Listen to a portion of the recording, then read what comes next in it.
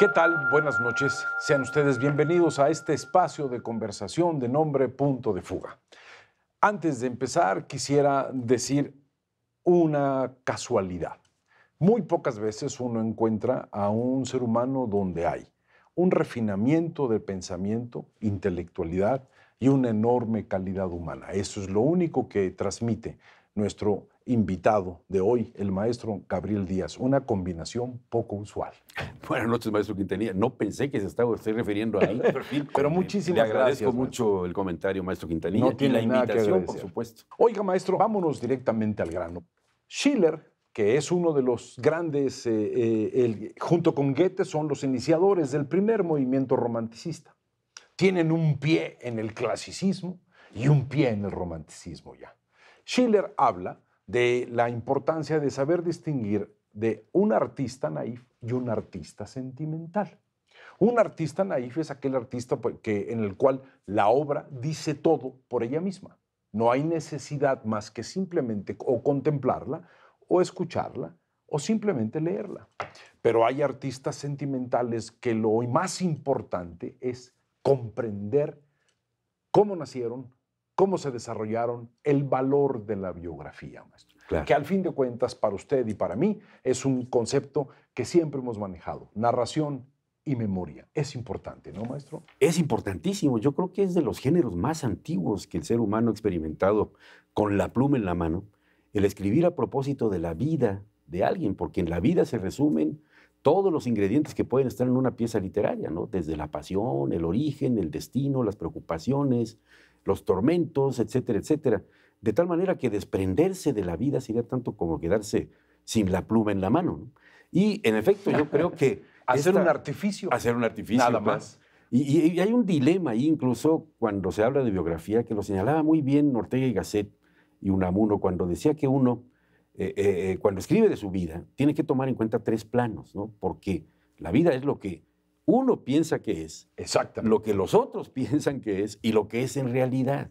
Entonces, en este conglomerado tan rico que es la biografía, deben estar presentes estos ingredientes de tal manera que no se pierda eso que estamos pinceleando, estamos dándole vida a un personaje, a una ciudad incluso, pero un personaje en este caso, y estamos haciendo una narrativa que es una mezcla de lo que tiene de ágil el ensayo, de lo que tiene la profundidad del drama, de lo que tiene la historia. O sea que es una conjunción verdaderamente Narración muy afortunada. y memoria. Mire, le voy a poner un ejemplo.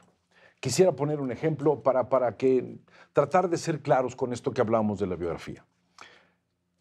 Un músico romántico que marcó a la cultura musical universal, que aunque haya gente que no lo escuche, sabe lo que es su nombre, que es Beethoven. Beethoven escribe una quinta sinfonía que arma verdaderamente un escándalo, maestro.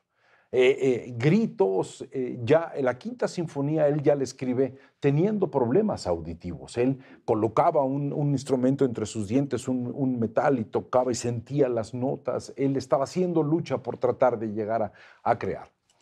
Beethoven había leído y había estudiado el principio de la súplica y la resistencia.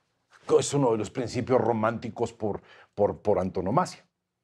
Tú suplicas como ser humano tener algo en la vida, buscas algo en la existencia y la vida te aplica una muralla.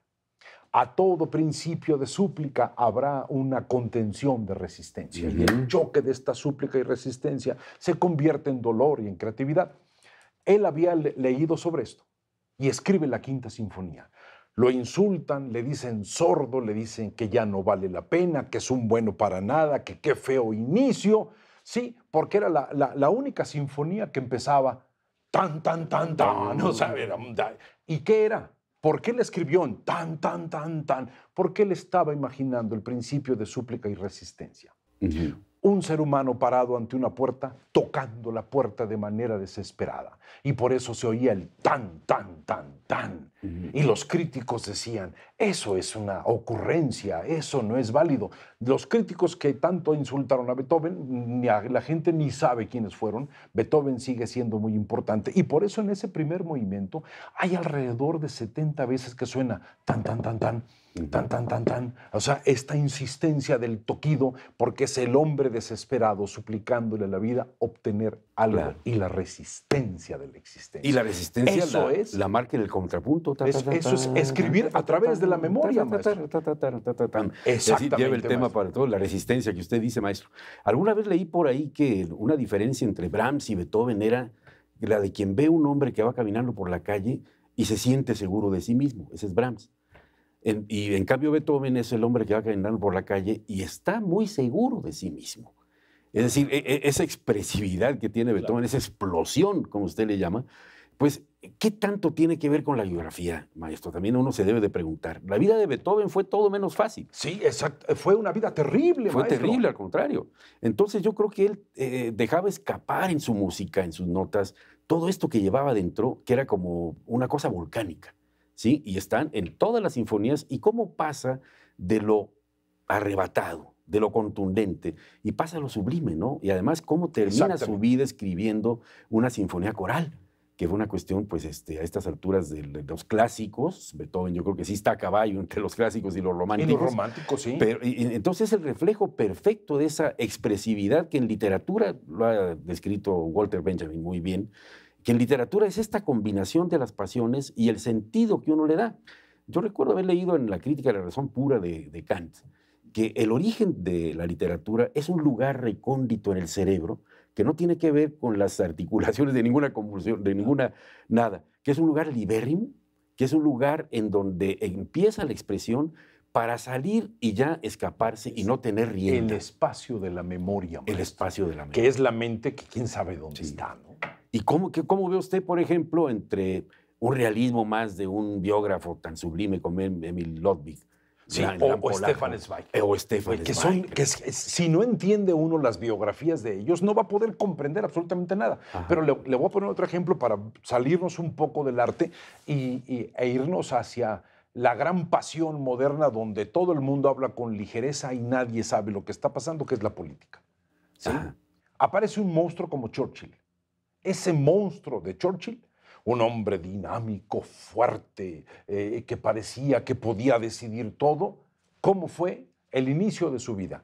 Un joven inseguro, despreciado por su padre, calificado de cobarde, estúpido, elemental y sin talento. Abandonado por su madre, Churchill decía, a mi madre yo le tengo un enorme amor a distancia. Él la veía y hay un momento tremendo de Churchill. A los 19 años está en la Academia Militar y le dicen que su nana, la única persona que lo cuidó, se está muriendo. Churchill abandona la escuela, se brinca la barda, corre 11 kilómetros, llega empapado y se hinca al lado de la cama de su nana para decirle, eres la única persona que me ha amado incondicionalmente.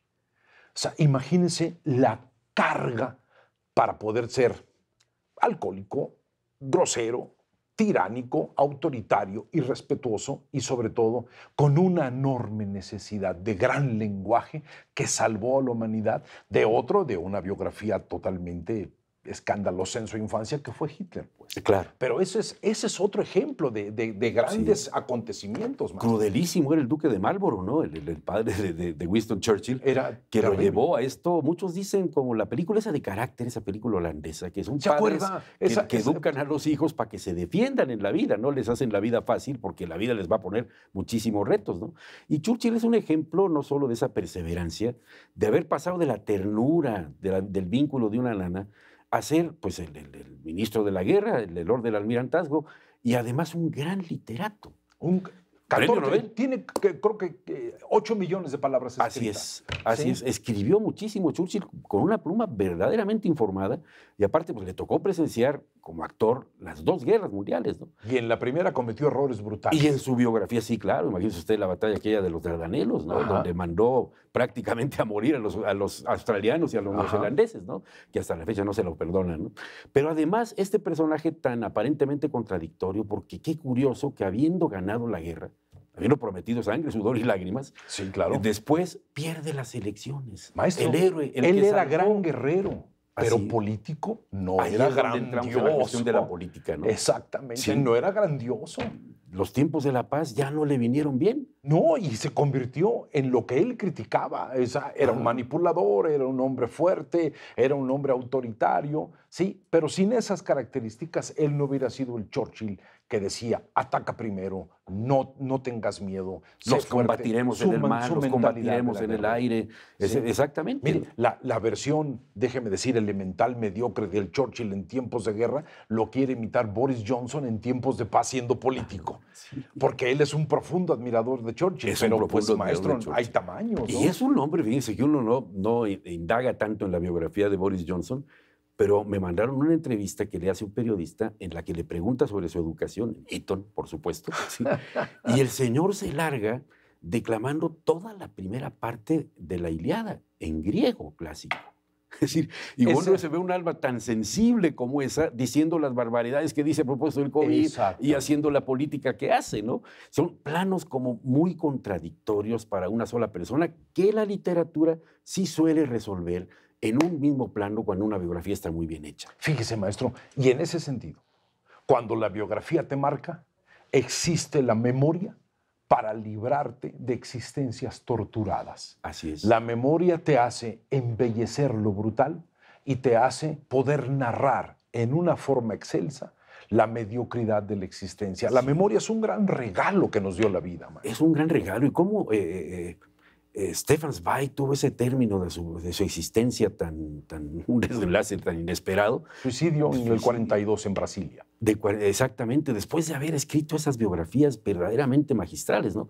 Cuando uno ve la narración que hace tan puntillosa en María Antonieta, desde la decapitación y todo lo demás, donde él junta precisamente el dato histórico con el contexto y le da vida al personaje que está perfilando y de lo cual sale alguien que uno le queda como un compañero. Ese es ese desprendimiento de la obra del autor cuando uno dialoga directamente con el biografiado. Yo creo que no sé si usted tenga algún otro biógrafo más actual que Stefan Zweig. No, sigo siendo verdaderamente alguien que sigue profundamente Zweig. También está un señor que se llama Foreman, que ha hecho ensayos sobre los irlandeses, sobre Yeats, sobre Wilde. Pero Zweig era verdaderamente un prodigio porque venía de un imperio austrohúngaro hecho pedazos, ¿sí? De una influencia de un Joseph Roth que narraba cosas. Sí, y tuvo la habilidad de contener toda su problemática personal, porque la sensibilidad lo llevó a muchas cosas sabiendo narrar todo. Maestro, la memoria es un prodigio. Así es, pero fíjense, otros personajes cuya biografía personal, Lezama Lima, por ejemplo, tuvo una trascendencia histórica, personal muy poquita, y él decía, mi biografía es mi obra. Exactamente. No busquen en mis hechos, no busquen lo que yo Borges, hice. Maestro.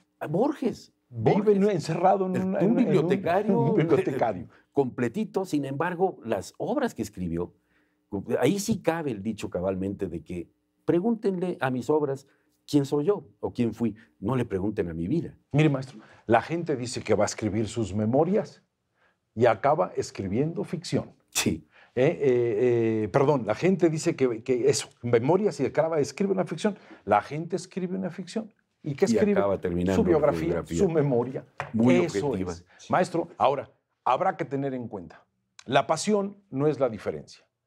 La pasión la puede sentir un artista malo, un político malo, alguien que hace las cosas muy mal y la siente igual a alguien muy bueno. La pasión no es la diferencia. La pasión no es el centro, es simplemente una forma expresiva donde lo que priva es poder superar tus propias limitantes y escribir una historia diferente, paso con paso en la existencia. Si sabemos de dónde viene alguien, no nos sorprendamos de cómo es. Eso es todo. Exactamente, maestro Quintanilla. Muchísimas gracias a usted por aceptarme en este espacio. Y gracias por estar con nosotros en este espacio en Punto de Fuga. Hasta la próxima.